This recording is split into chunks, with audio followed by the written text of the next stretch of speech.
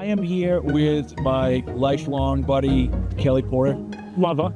And together, we make up the face of the big New Hampshire Bigfoot Society. And yeah, we're here to do a lot of cool things, public outreach, get people excited about Bigfoot in New Hampshire, and go on some investigations. Absolutely. So tell us your story, Kelly, and kind of what involved you in this belief and this hunt of Bigfoot, if you will, this pursuit. Well, it's like this. When I was 12 years old, I was at my camp in Northwood, around Lucas Pond, and I was up in the woods playing, having a good time, looking around, you know, as kids do. Yep. And I saw what I thought was some weird guy walking through the woods, brushed it off as that. And then a couple of years goes by, and there was a show back in my day. It was called In Search Of. And Leonard Nimoy. Leonard Nimoy, yes. Do not. Well, only because of Star Trek. No, yeah. No, I know of In Search Of. Well, that was my first time that I saw that, and I'm like, it kind of light dawned in my mind because I had now put a name to what I had seen. Yeah. And when I told my father that that's when I saw it, us, you know, my old man being my old man was, you know, shut up. Probably just somebody running around trying to scare you. So for a long time, I was in disbelief of it. And then later on down the road, when I was, 15, 16, I guess, 17, I was out fishing. And I was in Epping, West Epping, Nottingham area, which I know that doesn't mean nothing to you, but... No, I was up in West Epping a couple weeks ago with Mike. We're in Epsom. Epsom. Oh, Epsom. I was wrong.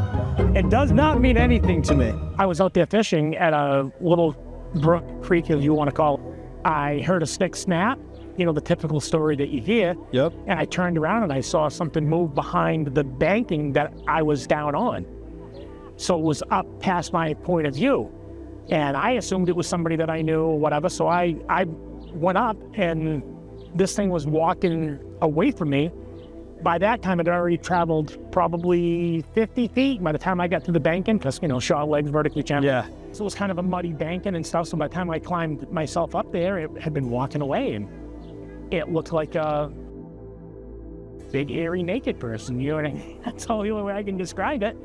And how tall? If I had to guess, it was probably 7.5 feet tall. I'd say it was probably somewhere around 600, 700 pounds maybe. When it finally realized that I had come up over the bank, and it beat feet and it covered ground that I couldn't cover, let alone, you know, on a dead run. But then there was a couple more times, you know, I had seen a few other things, but that was my big intro to it, was when I seen it in Lucas Pond area, and then I saw it again. And when, you know, Leonard Nimoy, as you said, yeah, he shed light on it for me to knowing what I was looking at. It was out of control after that for me, because I needed to know. I wanted answers. I wanted to know where, what, when, why, what, how, whatever, you know what I mean? What's your reason for it? I want to know more, man. So, you've never seen nothing? No. Really? Never. My buddy Zack, we went to college together. He lived in Michigan, I lived here. So what happened, he called me, he said, hey, this guy I work with is going to do a documentary on Bigfoot. You want to come? And I was like, yeah, sure. I was planning to just kind of go, hang out, watch it. The guy ends up dropping out. He's like, but I still want to go. And I was like, yeah, I'll do it too. He's like, you want to interview the people? I was like, let's do it. So I went, we interviewed people, we put a documentary out. It got some good views over time. And then we were like, oh, this is interesting. So we were like, we got to find out more about this, because people were starting to ask more questions. I've never seen anything, I've never heard anything. I'm just gathering people's stories. And I think that a lot of people that believe in Bigfoot are sick of the televised talking heads that talk about their experience and how they know so much. So I want to interview the average person. I want to interview the average believer who's like, yeah, I've seen these things in the woods. I grew up in the woods. I've seen this. That's the story I want to tell. And so we're getting right in with it. But if I saw something, or I saw some compelling evidence, I'd probably believe in it. Well, you know, nothing's believable until it's right in front of you believable.